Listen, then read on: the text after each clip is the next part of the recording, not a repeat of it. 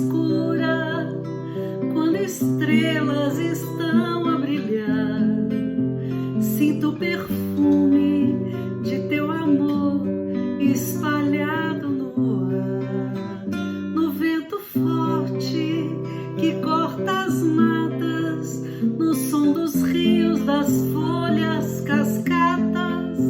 Te sinto assim, me envolver, em qualquer canto estás perto de mim. Nós vamos dar sequência ao estudo do Livro dos Espíritos pelo Consolador, como fazemos todas as terças-feiras, e vamos iniciar os nossos estudos, reflexões com uma prece. Sim. Por favor, Andréa. Deus de amor e bondade, a nossa gratidão por tudo que podemos sentir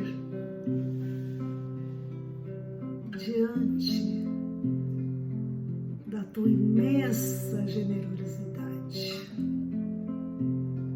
Jesus, nosso mestre querido e amoroso, nós agradecemos pela oportunidade feliz das reflexões, questionamentos, aprendizados, recordações que tanto nos ajudam a viver melhor aqui na Terra. Diante dos rumores de guerra, em que todos nós estamos apreensivos no nosso planeta bendito, nós rogamos por todos os que ainda não te conhecem, Jesus, todos os que ainda não entendem a essência divina, que possamos de alguma forma colaborar mais para que a doutrina espírita seja espalhada por aqueles que ainda estão trabalhando e que ainda precisam trabalhar mais. Ajude-nos com essa tarefa, que assim seja.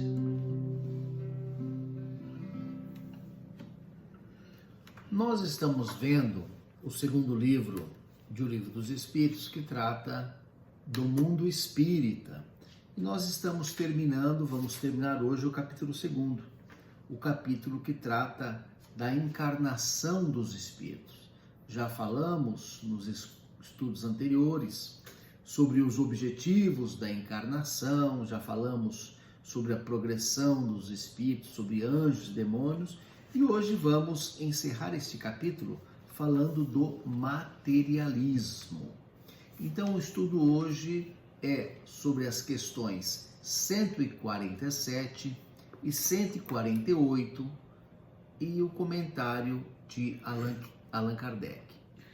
Quando nós falamos que o tópico é materialismo, nós não vamos falar das doutrinas políticas, Karl Marx, da luta do proletariado, que trata da questão. Nós vamos discutir o aspecto religioso, filosófico do materialismo como oposição ao pensamento daquele que crê, daquele que é crente, daquele que tem fé, né? Então aqui para nós é o materialismo como oposição ao espiritualismo. Muito bem. E na primeira questão, na questão 147, Allan Kardec pergunta aos espíritos o seguinte: por que os anatomistas, os fisiologistas em geral, aqueles que se aprofundam nas ciências, na ciência da natureza, na ciência dos homens, com tanta frequência são materialistas? E a resposta que o Livro dos Espíritos nos dá é que o fisiologista refere àquilo que vê, ele trata daquilo que ele vê. E também o orgulho dos homens, que julgam saber tudo e não admite que haja alguma coisa que lhe esteja acima do entendimento. A própria ciência que cultivam os enche de presunção e pensam que a natureza nada lhes pode conservar o culto. Então é uma questão muito interessante que indaga por que os homens da ciência, por que os cientistas, os estudiosos às vezes são materialistas, né? É porque a ciência estuda o que vê. Interessante você dizer isso, porque muitas vezes, analisando a natureza, só observando a natureza, você vê tanta perfeição, tanta sincronismo, tanta planejamento, tanta, como é que eu vou dizer isso? Tanta perfeição divina, né? Isso. E isso tanta nos autoriza... demonstração, essa é a palavra. Autoriza a dizer que a gente vê o que a gente quer ver, né? A gente pode passar por um jardim e, né, estar preocupado com alguma outra coisa, estar com o celular na mão e não ver uma flor. Como a gente pode pegar uma flor e reclamar dos espinhos, ou sentir o perfume e a beleza. Então, na verdade, as pessoas, elas focam naquilo que lhes interessa. Exatamente. Então, se um anatomista, um fisiologista, ele parasse para observar uma coisa bem simples da natureza, né, como uma planta brotando, ou uma árvore dando flores e depois frutos, ele iria analisar, raciocinar, né? Meu Deus, quanta perfeição! Né? Então, um cientista, quando estuda uma célula, ele está preocupado com a célula, né? Se nós imaginarmos, por exemplo, a nossa mão, né, o que os cientistas chamam de movimento de pinça, essa perfeição que nos permite pegar as coisas, né? Se nós tirarmos o dedão, a gente não consegue pegar nada. Então, Nossa. Olha só que perfeição que é este movimento. Naturalmente que os cientistas estudam esse movimento e vão entender os efeitos, né? Mas não vão buscar as causas. Mas refletindo sobre essa questão em que nós nos focamos no que nos interessa, eu me recordo quando eu era estudante, estava na faculdade, era estudante de Direito, e eu fui ver um filme com a minha irmã, que era estudante de Medicina. E depois do filme nós fomos debater, conversar sobre o filme, e parecia que nós tínhamos visto 2 filmes diferentes, porque cada um analisou o filme pela ótica que estava mais próxima. No meu caso, né, era um filme que envolvia um advogado, e eu fiquei atento às nuances jurídicas do filme. Porém, o advogado, segundo a minha irmã, ele padecia de uma doença que é o delirium tremens do etilista, porque ele chegava no escritório tremendo e ele descia até um bar para tomar uma dose de álcool para parar de tremer. Então, eu não me preocupava com esses aspectos que a medicina se atém, e ela se preocupava com isso e, no entanto, não punha muita atenção na ótica do direito. Quer dizer o quê? Que o cientista, o anatomista, ele procura, né, no corpo físico alguma coisa que ele veja, que ele toque, que ele entenda, né? A questão da criminalidade já foi muito estudada pelos cientistas, que dissecaram vários cadáveres de criminosos, buscando encontrar no corpo físico uma doença, um motivo que os levasse à criminalidade. A justificar, né? Por que aquele criminoso agia daquela maneira? E dissecavam o cadáver. Eles tentavam achar a causa no corpo físico. E não na acharam, parte material. né? Né? E não acharam. E, no entanto, apesar da ciência não ter encontrado um DNA que leve o homem ao crime, apesar da ciência, o crime continua a existir. Ou seja, não é porque a ciência não descobriu que não existe. Quando a ciência não chega a uma conclusão sobre algo, nós podemos dizer apenas que a ciência ainda não chegou a nenhuma conclusão. Não podemos dizer que esse algo não exista, né? Então é isso, a ciência se preocupa com aquilo que lhe interessa, né? E cada um vê o mundo por sua ótica. Eu, quando falo para os alunos da Faculdade de Direito sobre contratos e dou aula, no primeiro dia eu procuro dialogar com os alunos dizendo assim: quem veio de ônibus? Então vocês que vieram de ônibus já realizaram um contrato de transporte com a empresa, né? Quem veio de carro particular, o carro tem seguro? Tem um contrato de seguro. Parou no estacionamento? Aí um contrato de depósito. Estão aqui na faculdade? Um contrato de prestação de serviço educacional. Aliás, eu sou empregado da faculdade, um contrato, né, de trabalho. E eu vou mostrando que, apesar de ser 7h30 da manhã, nós já convivemos com dezenas de contratos logo na primeira aula. Porque eu estou tentando mostrar, né, o mundo pela ótica do contrato. E, naturalmente, alguém poderia descrever tudo isso pela ótica da biologia, pela ótica da matemática, enfim. Então é isso, o cientista ele procura algo, né, físico que ele possa entender. E eu falava da criminalidade, mas a ciência também, quando ela dizia que a homossexualidade era uma doença, ela tentou de todas as maneiras encontrar a cura. Como ela não encontrou, a ciência chegou à conclusão que a homossexualidade não é uma doença, que não tem cura, não é doença, né?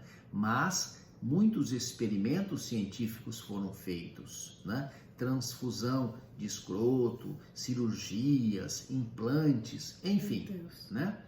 A ciência pesquisou e não encontrou nada no corpo físico que indicasse por que a pessoa é homossexual. No entanto, continuam a existir, né? Existem homossexuais, embora a ciência não encontre nada de diferente no corpo, né? Então, nem tudo que a ciência não prova significa que não existe. Agora, crer ou não crer é uma convicção pessoal. Cada um acredita no que quer, né? Então, o espiritismo é uma convicção pessoal. Nós não temos o compromisso de sair batendo de porta em porta para converter as pessoas, para convencer as pessoas a se converterem ao espiritismo.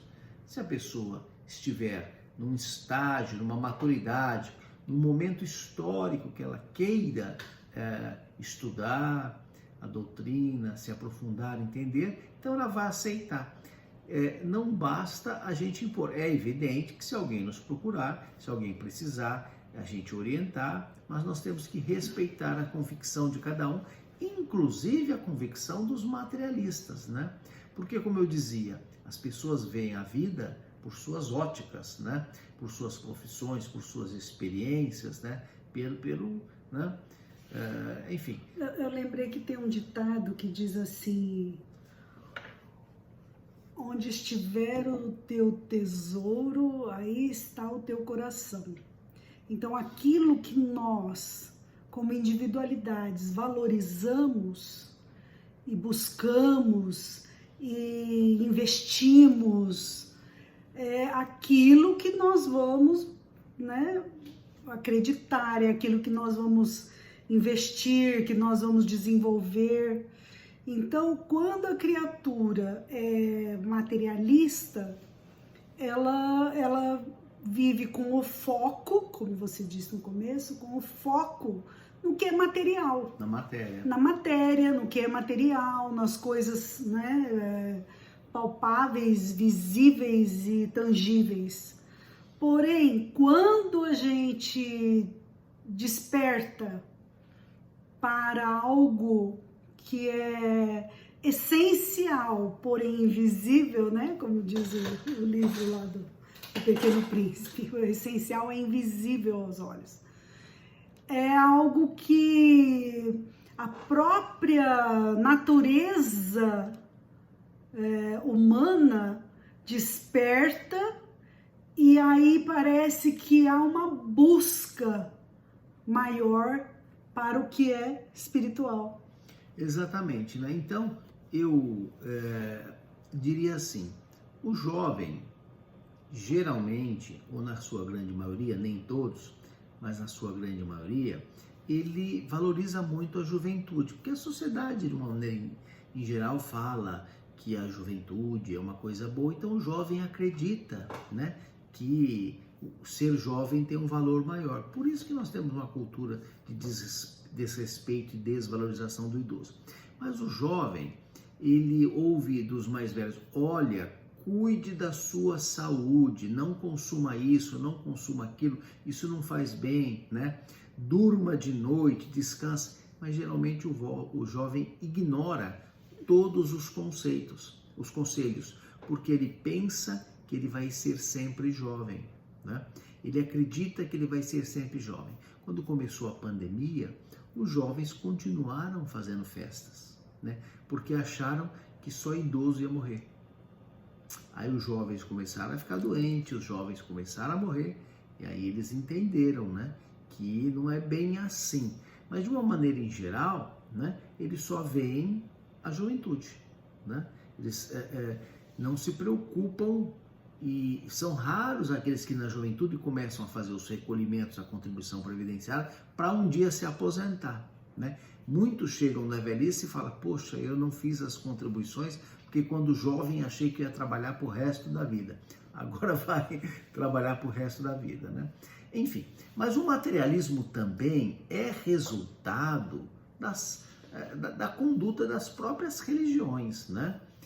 As religiões, algumas religiões, têm alguns procedimentos que acabam afastando os seguidores, né? Rituais, doutrinas insustentáveis, né? Como falar do inferno físico, que estudamos há pouco tempo, né? Falar do corpo físico de Jesus numa cerimônia, coisa que ofende a nossa razão, né? Isso é contra a razão, né? Falar em ressurreição do corpo físico, quer dizer, a pessoa morre, apodrece, o corpo fica apenas os ossos, vai ressuscitar o corpo, então é uma coisa assim difícil, né? Fisicamente, cientificamente comprovado que isso é impossível, né? Então, esse conservadorismo de algumas igrejas que não permitem divórcio, né? Que são contra controle de natalidade, contra o uso de preservativo, isso é que espanta o crente da própria religião, né? Quer dizer, e o cidadão confunde a religião com a fé. Ele deixa de ter fé porque ele se desanima da igreja dele. Então a própria igreja acaba, né, sendo responsável, ou as igrejas, né, sendo responsáveis pelo materialismo, né? Agora, as igrejas, elas são feitas por homens, e os homens erram, na verdade, erramos, todos erramos, né? Daí os inúmeros escândalos de líderes religiosos, inclusive espíritas. Na semana passada a televisão noticiou, né, um espírita que foi condenado, né, por alguns crimes que praticou no exercício da liderança de uma casa espírita. De forma que essas condutas equivocadas dos homens e das religiões acabam levando algumas pessoas para o materialismo, né? O materialismo é aquele que não acredita em Deus, que não acredita na vida após a morte, que acha que nós somos apenas matéria e não corpo físico, que acha que nós só matéria, apenas corpo físico e não espírito. Isso. Eu queria saber se você estava atenta ou se você estava cochilando, né? O materialismo acha que nós somos obra do acaso, né? Da junção de moléculas, de átomos, né? De água com hidrogênio. Então, Ao acaso. Nós somos apenas um corpo físico, sem planejamento, sem programação. Mas aí nasce um jovem, em tenra idade, começa a tocar o piano sem ter estudado, né? Como a gente ouve falar alguns casos de uns fenômenos que a gente não entende porquê, né? Ou se pegarmos na história, Beethoven, não é? Que começou a compor aos 11 anos de idade, né? Compunha sendo surdo, quer dizer, ele não ouvia a música e compunha, né? Eu ouvindo, eu não consigo reproduzir uma música, quanto mais compor uma música, como é que um surdo poderia compor, né? E Beethoven compunha, né? Enfim, nem precisamos ir a esses extremos, né? Como o caso de Beethoven ou o caso de um jovem que em tenra idade toca piano. Mas nós vamos falar, por exemplo, de uma criança que é calma e outra, né, que é mais nervosa. Uma criança que é generosa e outra que é egoísta. Então, como pode um corpo físico gerar uma pessoa egoísta, um corpo físico gerar uma pessoa calma, uma pessoa nervosa, uma pessoa generosa, né? Não faz sentido se o corpo físico, se a pessoa for apenas o corpo físico, e o corpo físico é todo igual. Somos todos matérias, a mesma matéria. Então, por que temos essas diferenças de personalidade, né? Então, essa ideia materialista, que eu não acredito em Deus porque eu não vejo, né? É uma afirmativa que não se sustenta. Eu também não vejo o oxigênio. Alguém vê o ar? A gente pode ver a roupa no varal balançar, a gente pode ver as folhas da árvore balançar, mas o vento, o ar, a gente não vê, né? Como a gente não vê o sangue circulando no corpo, né? E a gente não vê a escuridão, a gente vê os objetos com a luz refletindo neles, né? A gente não vê energia, mas bota o dedo na tomada para ver se existe energia ou não existe energia, né? Então, vamos falar, eu não acredito no passe. Então, você não acredita, porque você não vê, então você não acredita na energia, né? Micro-ondas. As ondas da rádio, da televisão, da internet, né? O tal do vírus, né? Agora com a pandemia, invisível ao olho nu, né? Quanta insistência para a gente lavar as mãos, né? Dizer que tá cheio de bichinho na mão e ninguém acredita, né?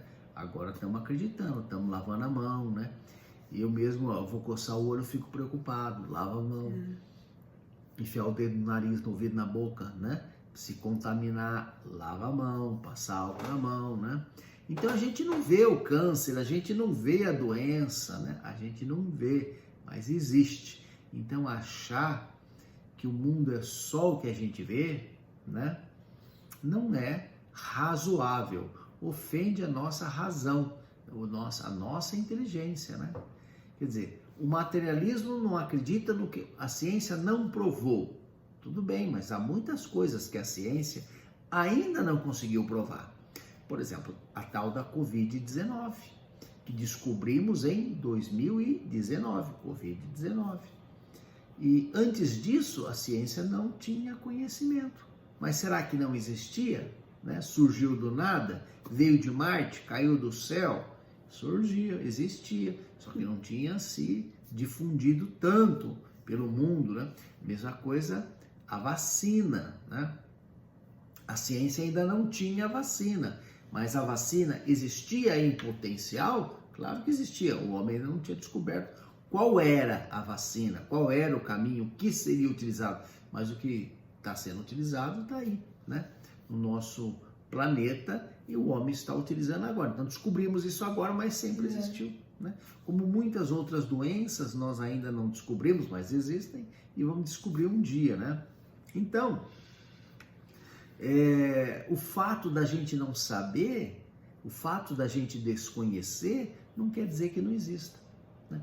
Então, digamos assim, tem muito brasileiro na Ucrânia e eu não sabia, né? Então, o fato de eu não saber significa o quê? Que que eu não sabia. Não significa que não tem brasileiro na Ucrânia. E também tem muito ucraniano no Brasil. No sul do Brasil tem muito ucraniano. Eu não sabia, passou uma cidade que 50% são descendentes de ucranianos, acho que no Paraná. Paraná. Eu não sabia. O fato de eu não saber não quer dizer que não exista ucranianos no Brasil. Significa que eu não sabia. Então, o fato da gente não conhecer, do homem não ter pesquisado, não ter provado, a ciência não ter chegado a alguma conclusão, não significa que não existe, né? Agora, o nosso objetivo não é criticar o materialismo, a doutrina, muito menos o materialista, né? Não temos por que criticar a pessoa. A doutrina nós vamos fazer algumas ressalvas, sustentando as razões pelas quais nós somos crentes, né? Nós somos pessoas que acreditam, né? Que temos fé.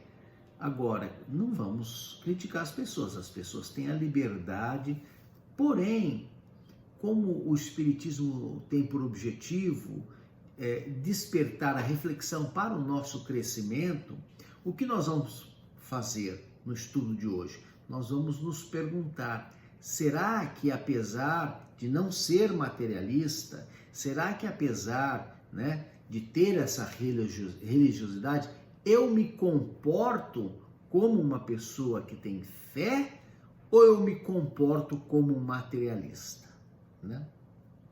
Então tem uma história que Chico Xavier estaria no avião, né? E aí o avião começou a balançar demais, né? E o Chico Xavier ficou apavorado, né? Com medo do avião cair. E aí Teve uma pane, né, no avião. Aí Emmanuel apareceu e falou assim: ô cidadão, se comporta aí.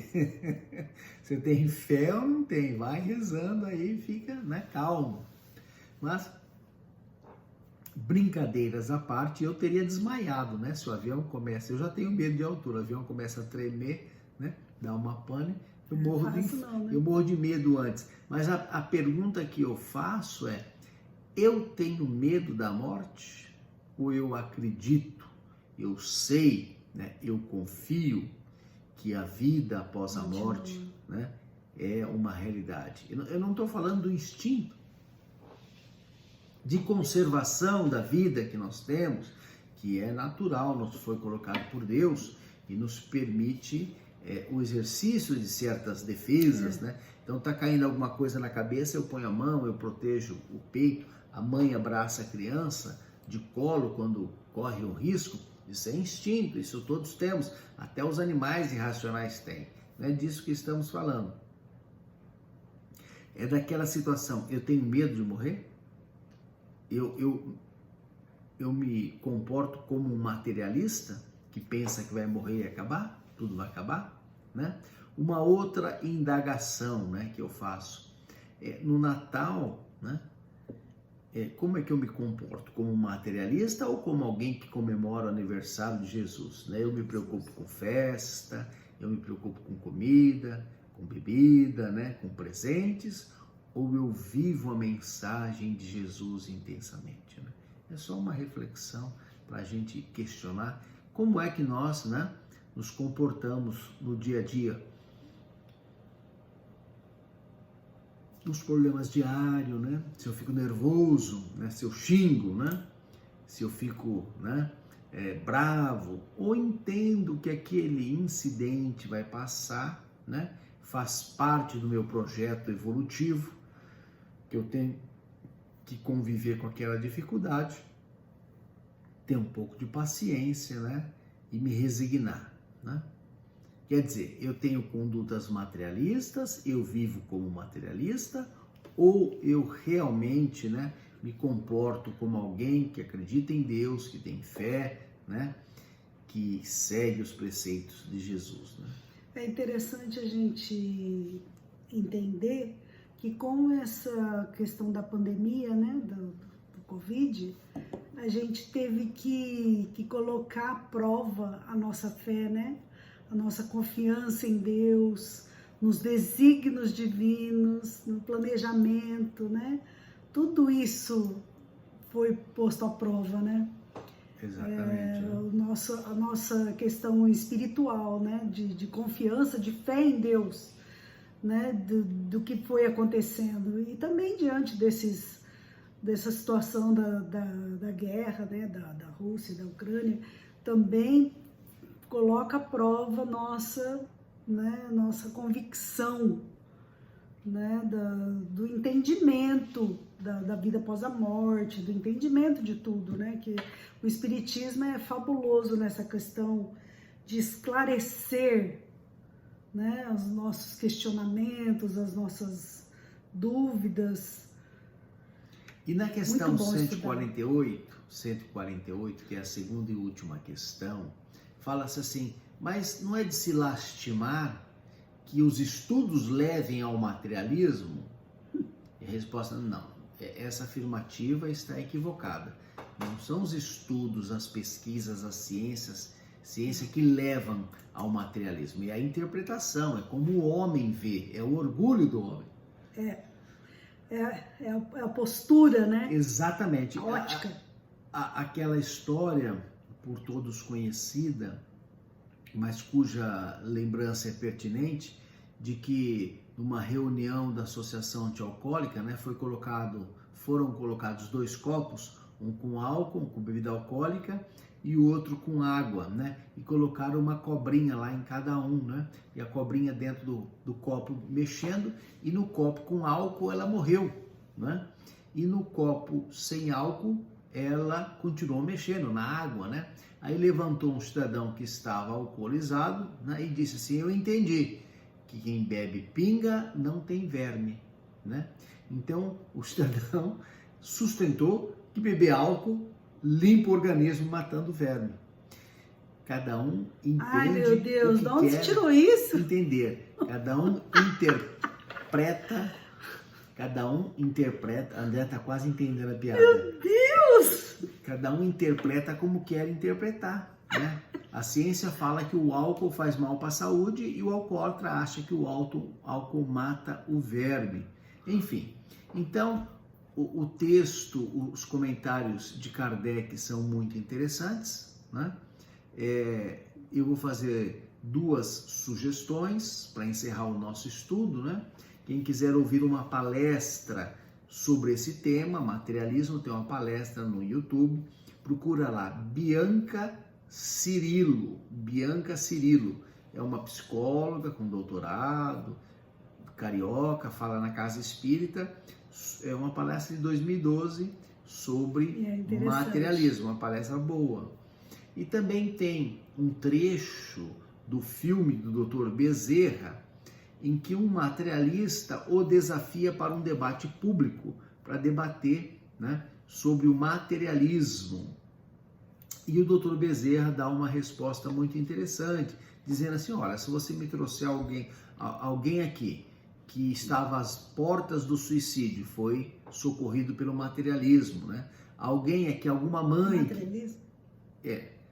mãe que perdeu o filho, estava desesperada e foi socorrida pelo materialismo, né? E ele vai elencando uma série de situações que o materialismo não leva a nada, né? Então, se você trouxer uma pessoa que era muito infeliz, mas por conta da doutrina materialista ficou feliz, se você me trouxer alguém que comprove as vantagens do materialismo, eu debato com você, né? Então, um trechinho, se procurar no YouTube também vai achar, né? Coloca lá, Dr. Bezerra debate o materialismo, alguma coisa assim, aparece o trechinho do filme, muito interessante. Leiam as questões 147 e 148, porque o texto é mais completo. Aqui a gente fez um resuminho rápido, para o filme não ficar pesado, né? E tenham todos uma boa semana, um bom carnaval, um bom feriado.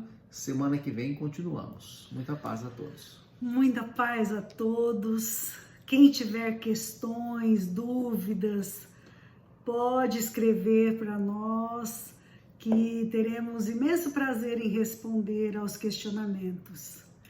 E que Jesus nos envolva na alegria de viver. Muita paz a todos.